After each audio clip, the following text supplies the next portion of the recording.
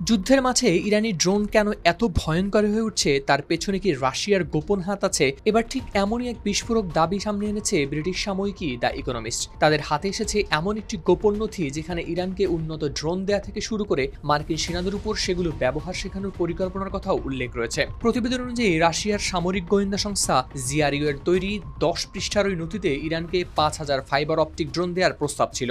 পাশাপাশি দূরপাল্লার স্যাটেলাইট নিয়ন্ত্রিত ড্রোন এবং সেগুলোর পরিচালনার প্রশিক্ষণ দেওয়ার কথাও উল্লেখ করা হয়েছে। সমর বিশ্লেষকদের মতে এই ধরনের ড্রোন যুদ্ধের চেহারাই বদলে দিতে পারে, কারণ এগুলো সাধারণ ড্রোনের মতো জ্যামিং করে থামানো যায় না। নথিতে বলা হয়েছে এই ড্রোনগুলো ব্যবহার করে পারস্য উপসাগরে মার্কিন ল্যান্ডিং ক্রাফট, নৌযান ও সেনাদের লক্ষ্যবস্তু বানানো সম্ভব। এমনকি একটি ডায়াগ্রামে দেখানো হয়েছে কিভাবে দূরে লুকিয়ে বসে একসঙ্গে 5-6টি ড্রোন দিয়ে হামলা চালানো যেতে পারে। বিশেষজ্ঞরা বলছেন ইউক্রেন যুদ্ধে এই ফাইবার অপটিক ড্রোন রাশিয়ার জন্য বড় সুবিধা তৈরি করেছিল, কারণ এগুলো বেতার তরঙ্গ নয়, সরাসরি ফাইবার অপটিক তার দিয়ে নিয়ন্ত্রিত হয়। ফলে শত্রুপক্ষ সহজে সিগন্যাল শনাক্ত বা জ্যাম করতে পারে না।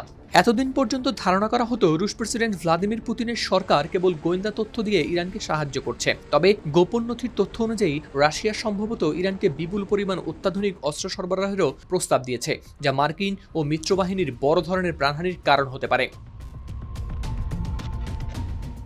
প্রতিবেদনে আরও বলা হয়েছে রাশিয়া ইরানের জন্য স্টারলিংক নিয়ন্ত্রিত ড্রোন ব্যবহারের পরিকল্পনা করেছিল। ইউক্রেন যুদ্ধে রুশ বাহিনী যেভাবে দূর থেকে আকাশ প্রতিরক্ষা ব্যবস্থাকে শনাক্ত ও ধ্বংস করেছে, একই কৌশল মধ্যপ্রাচ্যীয় প্রয়োগের চিন্তা ছিল বলে দাবি করা হয়েছে।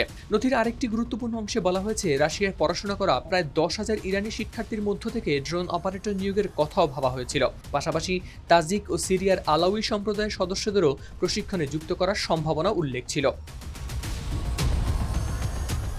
তবে এই পরিকল্পনা শেষ পর্যন্ত বাস্তবায়ন হয়েছিল কিনা, ইরান সত্যি এসব ড্রোন পেয়েছিল কিনা বা প্রশিক্ষণ শুরু হয়েছিল কিনা সে বিষয়ে এখনও নিশ্চিত তথ্য পাওয়া যায়নি।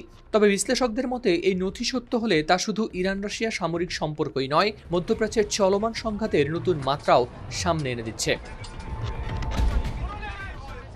হাওলাদার শামীম, RTV।